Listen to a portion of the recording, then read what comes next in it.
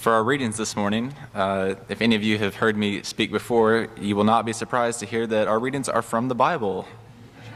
It's a shocker. I need to give a little insight here. The first reading is from the book of Ecclesiastes. And to give you a little context, it's in the Christian Old Testament, the Jewish Tanakh.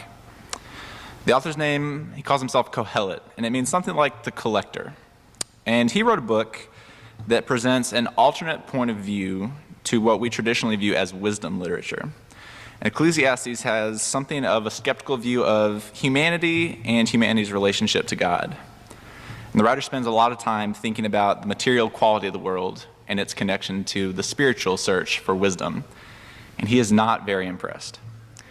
The first reading today describes the relationship between humans and animals and gives humanity a really hard time for thinking that we are better than our four-legged or winged friends. However, it also makes interesting comments on the idea of what really is important in life and what happens to us after we pass away. So with that, the first reading comes from Ecclesiastes chapter 3, verse 18. And I said in my heart, with regard to human beings, that God is testing them to show that they are but animals. For the fate of humans and the fate of animals is the same. As one dies, so dies the other. And they all have the same breath. And humans have no advantage over the animals, for all is vanity. All go to one place. All are from the dust, and all turn to dust again. And who knows whether the human spirit goes upward, and the spirit of animals goes downwards to the earth.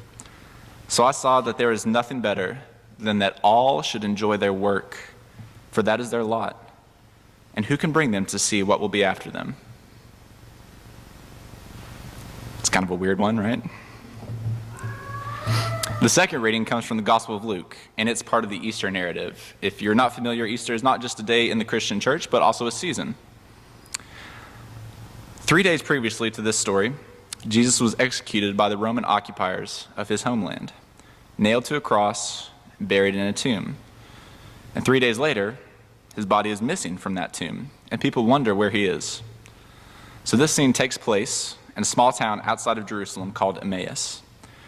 And the skeptical disciples of Jesus are arguing about the rumors of a resurrected body. Second reading, Luke chapter 24, verse 36 through 48. And while they were talking about this, Jesus himself stood among them and said to them, "Peace be with you." And they were startled and terrified and thought they were seeing a ghost. And he said to them, "Why are you frightened? Why do doubts arise in your hearts? Look at my hands and my feet and see that it is I, myself. Touch me and see, for a ghost does not have flesh and bones as you see that I have." And when he had said this, he showed them his hands and his feet.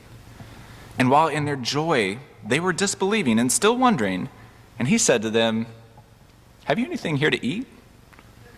And they gave him a piece of broiled fish, and he took it and ate it in their presence. And then he said to them, "These are my words that I spoke to you while I was still with you, that everything written about me in the law of Moses, the prophets, and the Psalms must be fulfilled."